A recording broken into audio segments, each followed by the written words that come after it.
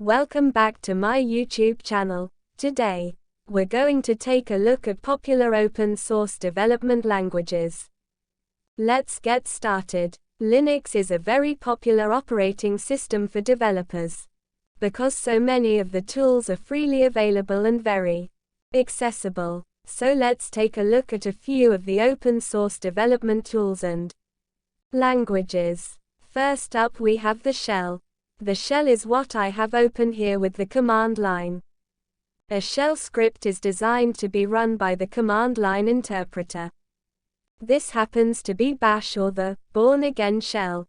Bash is the most common interpreter or shell used by mainstream distributions, like a Ubuntu, which is what I'm running. If I want to check which shell I am running, we can use echo $0 command. It will show the shell type. You can see I am running Bash shell in my Ubuntu. Shell scripts are often used to automate strings of commands with some manner of logic applied, so kind of an if-then or do-while condition. Bash is the most common shell used in Linux. It typically runs as a command processor in a text-based command line interface, which is what I have open here in the terminal application. The ability to read and execute commands from a file is what gives a shell the ability to be used for automated tasks. So just as a quick example, if I cd, which is changed directory to the desktop, and I look and I have some files on my desktop, right here. Let's say I want to add a file.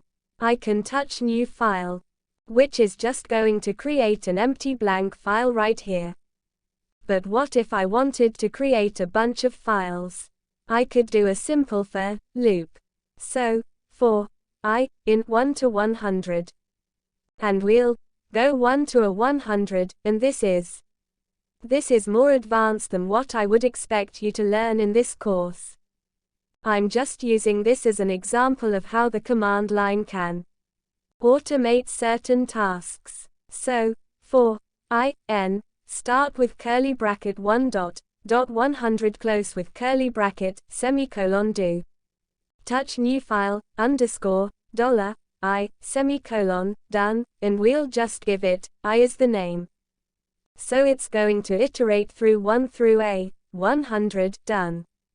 And by doing that, I just created a 100 files on my desktop. Now that's a lot of files. It's kind of cumbersome. So I'm going to go ahead and get rid of them. So everything new file, we're just going to remove. We will use rm command to delete these files. So, rm, new file, asterisk, you can see all files blow away. So that is the shell.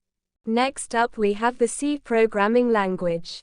C is a general-purpose imperative programming language designed to be compiled to require minimum runtime support. C programs can be compiled for a large variety of compute platforms with few changes required to the source code. Let's talk through that for a minute. Imperative simply means that the programmer instructs the machine on how to change its state, and this could be through procedures and instructions, or object-oriented, which is grouping instructions together into the part of the state that they operate on. I know that's a mouthful, but that's about as succinctly as I can put it. Simply put, C is a basic low-level programming language. You write C code. Your source code is in C. You then use a compiler to compile that code into a binary.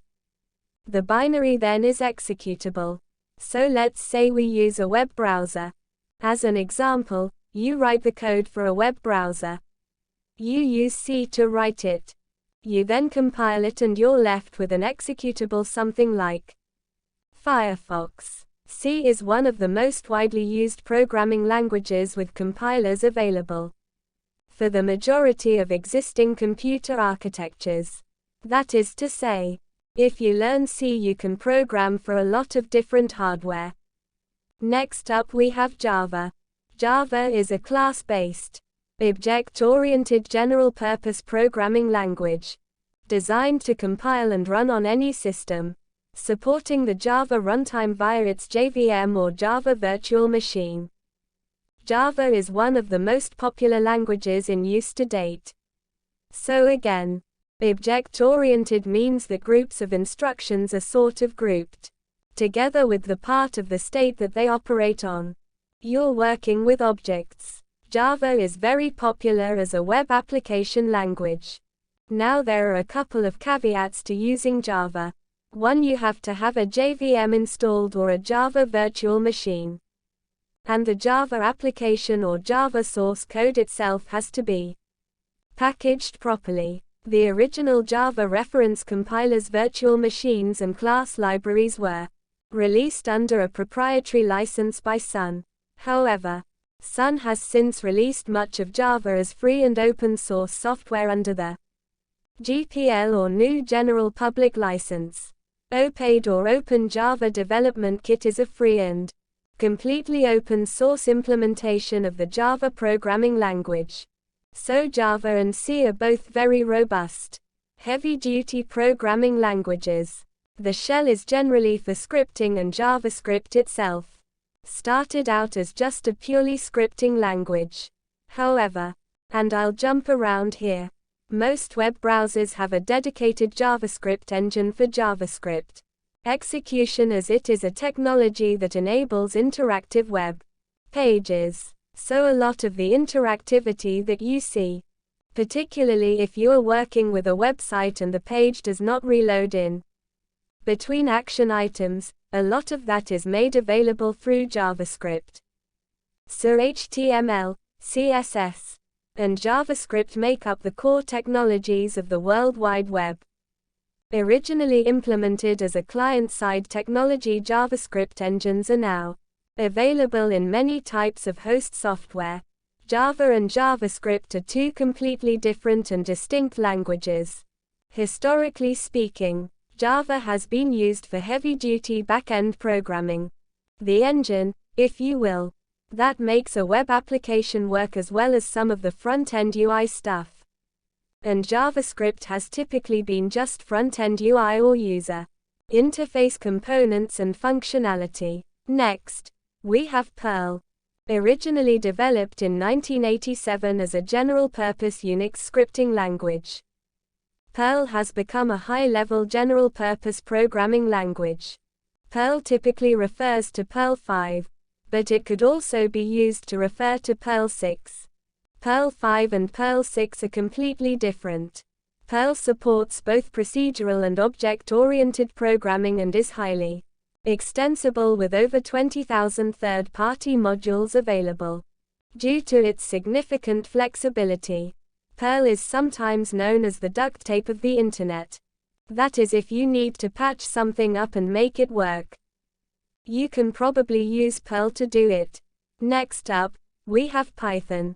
Python is an interpreted general-purpose programming language, similar to Perl, but with different principles in terms of flexibility. Perl has many ways to perform a single task, whereas Python focuses on a single method. So what does that mean in terms of comparisons? Python source code is generally regarded as easier to read due to the structuring requirements. Additionally, Python has extensive object-oriented programming support with a clean and consistent syntax. Last, we come to PHP. PHP, or the PHP Hypertext Processor, is a programming language originally designed for web development. PHP code may be embedded into the HTML itself or used in combination with various web frameworks and template systems, or executed on the command line in a terminal. The standard PHP interpreter is free and released under the PHP license, a license designed to encourage widespread adoption of the source code. So those are major open source development languages. You can find IDEs or integrated development environments available for all of them to run on Linux. There are many more. These are just some of the most popular ones that wraps up this lesson, development languages. Next up, we're going to talk a little bit about package management tools. This lesson is now complete. Please subscribe, like, share and comment my YouTube channel. Thanks for watching.